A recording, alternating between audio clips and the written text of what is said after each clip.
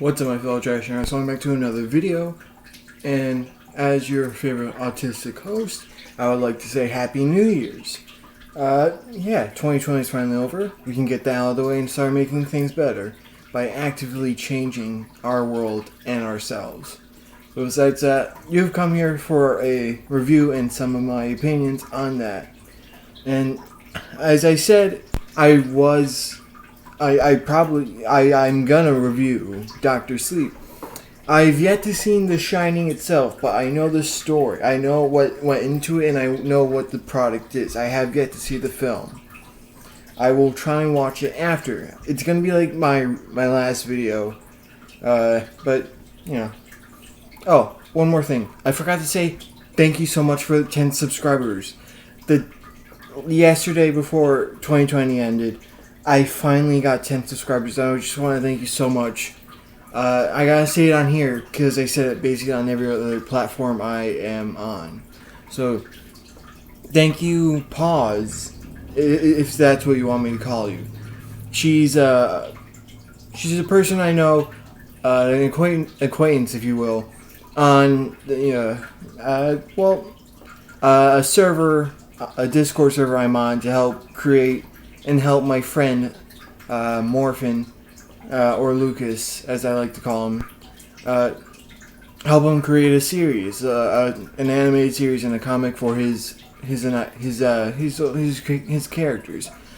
But besides that, with all the things out of the way and the things to look forward to this year, let's get into the review. Dr. Sleep it's good. I'm gonna say right now because I'm gonna go way into spoilers. Whether it's for The Shining or Dr. Sleep itself.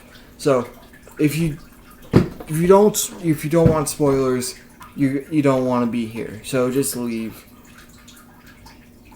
I'm gonna lose engagement, but you know it's better that you guys experience this media for yourself, unlike me, who usually just doesn't watch it and just listen to other people's opinions. But besides that, let's move on. Dr. Sleep is the continuation of the movie The Shining, which is based off the book by Stephen King. It's not an entire sequel of the movie. It's more of a continuation. It's an adaptation of the sequel to the book. The sequel of The Shining, the book. It's an adaptation of the book sequel of Dr. Sleep. It's confusing, especially when you don't really know the terminology to get into it. So they start off with a sort of flashback of Danny Torrance and his life as a child after his father tried to kill him in the hotel. And we basically we're explained to how his Shining is like set up, what he does after the movie, the Shining. So we also get we get explanation of these. I'm just gonna call them vampires because they're basically like old school vampires. I'm not talking about 1920s vampires. I'm talking about 1830s vampires. Yeah, they're basically just walking zombies that eat souls. But except they're people who use The Shining to eat people's souls, and that's the villain. The main villain is Rose in a Hat. I think that's her name. But so we get a flashback to Danny Torrance as a washed-up drug user, probably in like his mid-30s. Due to the trauma, he got because of his father and the hotel. He hasn't handled that well, so he's just been running from himself and not working on himself to make himself better and better, unlike his father. When he rolls up into this town on the East Coast, hey, East Coast represent. That's West Coast. I don't know why I did that. So on the East Coast somewhere. I forgot the name. It looks very similar to The Town and It, the movie, not the miniseries. Not this. Not It Chapter 2. He finds he finds a super powerful shining girl.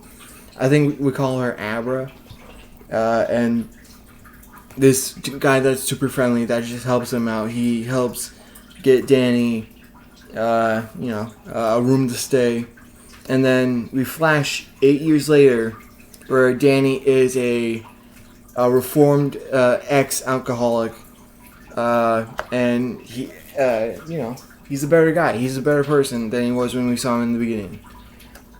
Then, Abra accidentally connects to the vampires and see them killing a little kid very horribly and very awful. But, that's what they do. They basically select kids with the Shining because they're the most powerful. Because, apparently growing up dirties the Shining. And, it's whatever. It's a fake psychic power. They're gonna make up stuff. It's just like the Force. It's only useful. They make up powers along the way because it's most useful to the story. But due to Abra seeing that psychically, she connects with Danny because they've been sort of like psychic pen pals throughout the 8 years we didn't see them. So they connect. Danny's like, oh, don't stop it. And so they just, she's like, but eventually, Danny comes to his senses thanks to I forgot his name. I can't believe I forgot it. The chef from The Shining, who's died, and is now basically his Danny's mentor. So, with those final words for him, Danny is like, okay, let's do it. Let's put this kid to rest. The kid who died horribly. And so they go on a quest. People die. Blah, blah, blah. And then after a series of events where Abra gets kidnapped and Danny and his best friend kill the zombies, and Danny's best friend, is horribly forced to kill himself due to a psychic person who forces people to do stuff. So it's basically just Danny, Abra, and Rose. And so Danny and Abra drive up to the hotel. And because Danny knows the horrors of that hotel. And, due to that, he thinks it's probably going to take effect on Rosa too well. So they get there, Rosa gets there, they fight. Danny kills Rosa by releasing all of the spirits onto her. Rosa dies. Danny gets possessed by the hotel itself. And Abra just has to run. She has to get out of the hotel. And Danny sacrifices himself to burn down the hotel. And we get this epilogue of a couple. It isn't specific how long it takes to get there. How long it's been since we've last seen Abra. But Abra is psychically talking to Danny's spirit because it's going to be just like the chef. He's going to be like a mentor or stuff. And we get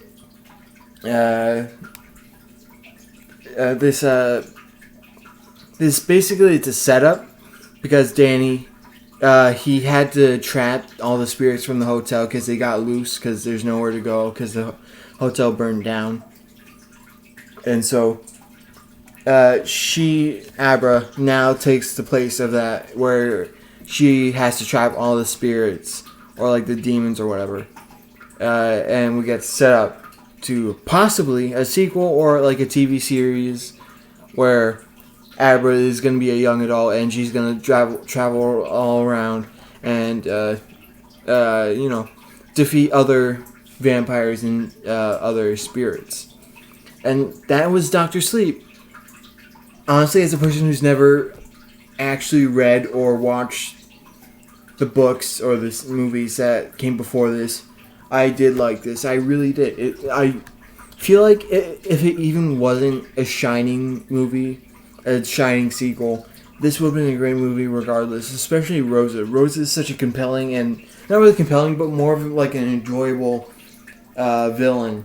And I kind of like those villains. And, it really is a good movie. You have to watch it. And so, what would I give this movie? A solid 9 out of 10. And yeah, a 9 out of 10 is good. And so, thank you all so much for watching. That was Dr. Sleep. And I recommend you go watch this movie. You really should. It's fantastic. So, besides that, like I said earlier, thank you all so much. And thank you all so much for watching this video. Like, comment, subscribe. Tell me what you're watching, reviewing the next video. Wait, don't. I'm going to review Soul next, because I watched that before Dr. Sleep, and I was going to do that, but I promise you I'd review Dr. Sleep first, even though I was going to review Soul first, but, so yeah, look out next Friday for Soul. Thank you all so much for watching. I'll see you next Friday.